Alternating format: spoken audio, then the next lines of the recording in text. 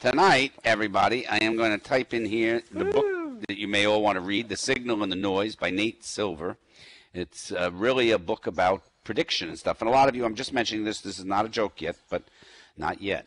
But this is a very interesting book about making your ability to pick the signal from the noise so that you're able to make better decision process, let's call it that way. Because as you know, humans aren't particularly strong, aren't fast, don't have claws, we can't fly, we can't do that.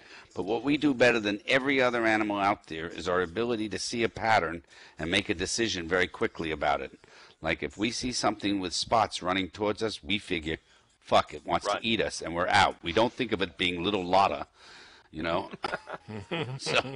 So anyhow, in this book, by the way, which is interesting because you've heard from all the various people politically that nobody knew the subprime thing was happening. It was just caught everybody by surprise, which I've said has been a big lie. Alan Greenspan said he didn't know. Ben Bernanke said he didn't know. Hank Paulson said he didn't know. They all said they didn't know. But just here, and this book is not about that, by the way, nor does it give you a prediction. It's showing you. He says, what's remarkable about the housing bubble is the number of people who did see it coming. Robert Shiller, the Yale economist, noted it in his book in 2000. Dean Baker, caustic economist at the Center of Economic Policy, wrote about it in 2002. The Economist correspondent wrote about it in 2005. Paul Krugman, the Nobel Prize-winning economist, also in August of 2005. So there were so many places, James Grant and the rest of it. So when you hear these people say they didn't know, that's like somebody got their hand in your pocket and they go, oh, I didn't know that was pickpocketing. I'm sorry. Excuse me. So anyhow, these are some things I just want you to see because we have a big debate coming up tonight at 9. Not all of you are from America, but I want to give you a few of the things Republicans believe so you know ahead of time for the debate so you can understand how it's going to go. Being a drug addict is a moral failing and a crime unless you're a conservative radio host. Then it's an illness and you need our prayers for recovery, okay? That's one of the things they do believe, all right? Here's another one. The United States should get out of the United Nations, and our highest national priority is enforcing UN resolutions against Iraq. And that's really good, you know, if you think about that.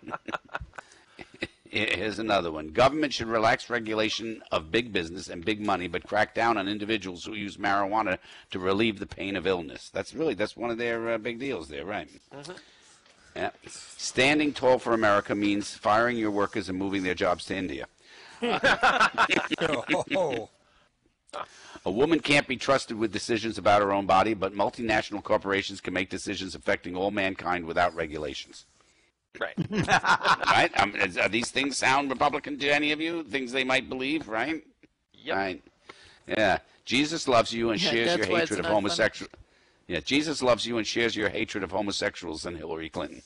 Just so you know, that's another thing they do believe, okay?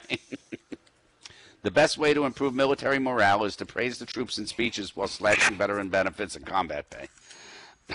What?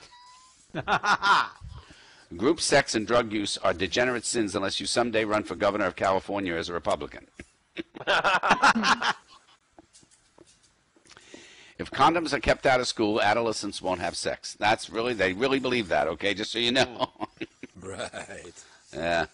A good way to fight terrorism is to belittle our longtime allies and then demand their cooperation and money. HMOs and insurance companies have the interest of the public at heart. Okay. Hope you guys get this. Global warming and tobacco linked to cancer are junk science, but creationism should be taught in schools. Just trying to give you some of the things that are believed here.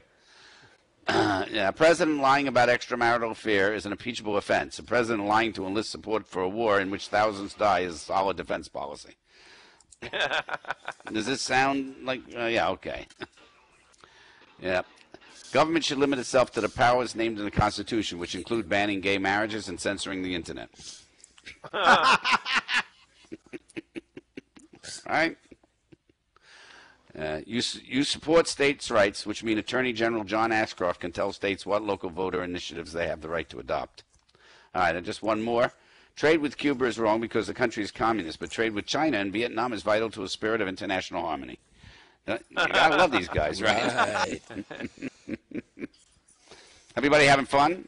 Everybody having a good time? That Yeah.